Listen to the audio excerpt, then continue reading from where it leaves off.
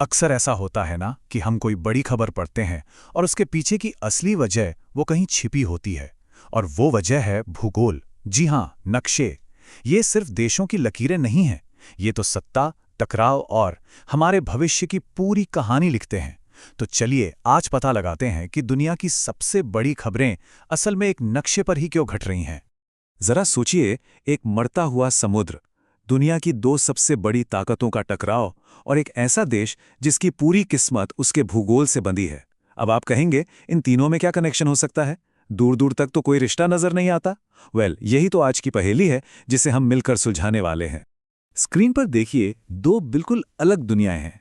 एक तरफ है मध्य एशिया का अरल सागर, जो एक बहुत बड़ी पर्यावरणीय त्रासदी का सिंबल बन चुका है। और दूसरी तरफ मियाको स्ट्रेट, एक ऐसी जगह जहां फौजी तनाव हमेशा बना रहता है। हजारों किलोमीटर की दूरी है इन दोनों में, पर इनके बीच एक बहुत गहरा कनेक्शन है, और वो कनेक्शन है भूगोल। और बस यही है हमारी पहेली का जवाब। इन्हें कहते हैं ज्योग्राफिक फ्लैश पॉइंट्स। ये वो जगह हैं जहां नक्शा ही किस्मत लिख देता है, जहां जरा सी चिंगारी भी पूरी दुनिया में आग लगा सकती है। तो चलिए एक एक करके इन फ्लैश पॉइंट्स की दुनिया में चलते हैं। तो हमारा पहला सेक्शन है शक्ति के चोक पॉइंट्स। सोचिए, दुनिया में कुछ ऐसे संकरे रास्ते हैं जहां से गुजरने वाला हर जहाज पूरी दुनिया की शक्ति के संतुलन को हिला सकता है। तो सवाल यह है कि ये भू राजनीतिक चोक पॉइंट आखिर है क्या भला? देखिए, इसे आप एक गेटवे या कह सकते हैं एक दरवाजे की तरह समझिए। अगर ये दरवाजा बंद हो जाए तो समझ लीजिए दुनिया का पूरा कारोबार, पूरी फौजी हलचल सब थम जाएगी। तो सीधी सी बात है, जिसके हाथ में इस गेटवे की चाबी है वही पूरी दुनिया के फ्लो को कंट्रोल करता है। इसका एक बिल्कुल ताज़ा उदाहरण है मियाको स्ट्रेट। अभी हाल ही में खबरों में था। पता है क्यों? क्योंकि जापान को यहाँ चीनी और रूसी सैन्य विमानों पर नजर रखने के लिए अपने फाइटर जेट्स भेजने पड़े। अब इस तनाव से ही अंदाजा लगा लीजिए कि ये जगह कितनी ज्यादा संवेदनशील है। असल में मियाको स्ट्रेट चीन की नेवी के लिए प्रशांत महासागर का दरवाजा है। ये करीब 250 किलोमीटर चौड़ा एक रास्ता है और इतना गहरा है कि दुनिया के सबसे बड़े जंगी जहाज और पनडुब्बियां भी यहां से निकल सकते हैं। अब जरा नक्शे पर नजर डालिए। एक तरफ है जापान का ओकिनावा, जहां अमेरिका के बड़े सैन्य अड्डे हैं, और दूसरी तरफ है ताइवान। बस यही भौगोलिक लोकेशन इसे पूरे इंडो पैसिफिक में शक्ति संतुलन का सबसे नाजुक सेंटर पॉइंट बना देती है। लेकिन एक मिनट, चोक पॉइंट्स का मतलब हमेशा सैन्य टकराव नहीं होता। कभी-कभी ये नए रास्ते भी खोलते हैं, और इसका एक शानदार उदाहरण है ईरान का चाबहार पोर्ट। ये भारत के लिए मध्य एशिया और यूरोप तक पहुंचने का एक बहुत ही रणनीतिक गेटवे है। चाबहार की सबसे बड़ी खासियत क्या है जानते हैं? ये ईरान का इकलौता ऐसा पोर्ट है जिसकी सीधी पहुंच हिंद महासागर तक है, और ये भारत का पहला विदेशी पोर्ट डेवलपमेंट प्रोजेक्ट भी है। साथ ही ये अंतर्राष्ट्रीय उत्तर दक्षिण परिवहन गलियारे का एक बहुत जरूरी हिस्सा है। सोचिए, ये रास्ता भारत को सीधे रूस और यूरोप से जोड़ सकता है। मतलब इस पूरे क्षेत्र की तस्वीर बदलने की ताकत रखता है ये। चलिए अब अपने अगले सेक्शन की तरफ बढ़ते हैं, दबाव में भूदृश्य। यहां हम ये देखेंगे कि कैसे किसी जगह का भूगोल और वहां का पर्यावरण, ये दोनों मिलके उस इलाके की पूरी कहानी लिखते हैं। और कभी-कभी ये कहानी बहुत दर्दनाक भी होती है। देखिए, पर्यावरण को समझने के लिए न भूविज्ञान को समझना बहुत जरूरी है। कहीं और क्यों जाएं, अपने भारत में ही देख लीजिए। एक तरफ हैं हिमालय, जो युवा और ऊंचे हैं। इसका मतलब यहां भूकंप का खतरा ज्यादा है, लेकिन ताजे पानी वाली नदियां भी यहीं से निकलती हैं।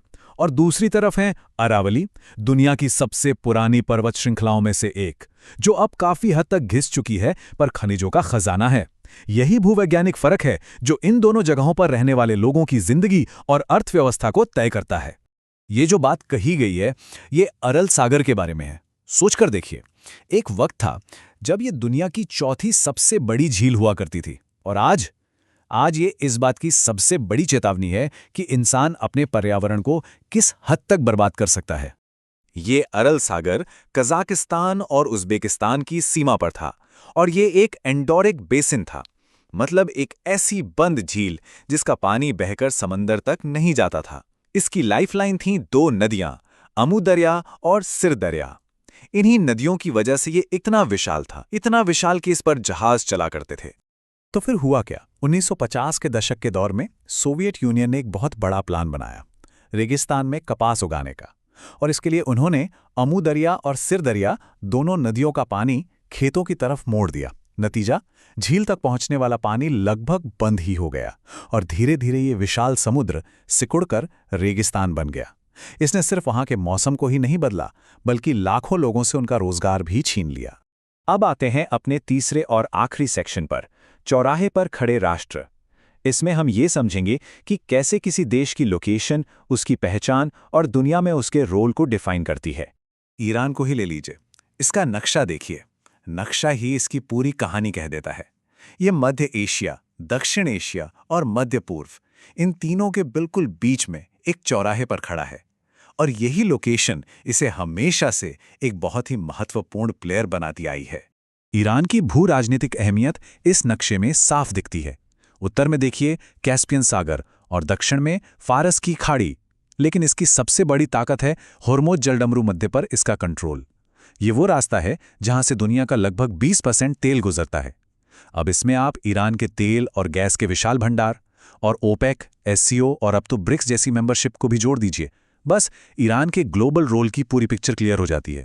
अच्छा, अब यहां से चलते हैं सीधा दक्षिण अमेरिका, वेनेजुएला। पिछले कुछ सालों में ये देश अपने राजनीतिक और आर्थिक संकट की वजह से लगातार खबरों में रहा है। पर इसकी कहानी का भी एक बहुत बड़ा हिस्सा इसके भूगोल और इसके प्राकृतिक संसाधनों से जुड़ा है। स्क्रीन पर एक नंबर दिख रहा है, नंबर 1, पहला। जरा सोचिए, ये किस बारे में हो सकता है? ये वेनेजुएला की रैंक है। किस चीज में? दुनिया के सबसे बड़े प्रमाणित तेल भंडारों में। ये एक ऐसा फैक्ट है जिसने इस देश की अर्थव्यवस्था, इसकी राजनीति और इसके अंतर्राष्ट्रीय रिश्ते सबको गहराई से आकार दिया है। ये संसाधन इसके लिए एक वरदान भी रहा है और एक अभिशाप भी। तो इन सभी अलग अलग कहानियों से हमें क्या समझ में आता है? निचोड़ यही है कि बात चाहे सैन्य शक्ति की हो, पर्यावरण के संकट की हो या किसी देश की किस्मत की, इन सब की कहानी नक्शे पर ही लिखी जाती है। एक बात हमेशा याद रखनी चाहिए, इतिहास का जो पहला ड्राफ्ट होता है ना, वो हमेशा नक्शे पर लिखा जाता है। और अगर हम खबरों के पीछे के इस भूगोल को समझ लें, तो हमें दुनिया को देखने का एक बिल्कुल नया और ज्यादा गहरा नजरिया मिल जाता है। तो अगली बार जब भी कोई बड़ी इंटरनेशनल हेडलाइन सामने आए, तो एक पल के लिए रुकिएगा और खुद से पूछिएगा कि ये सब जो हो रहा है वो इसी जगह पर क्यों हो रहा है। क्या पता जवाब आपको नक्शे में ही मिल जाए।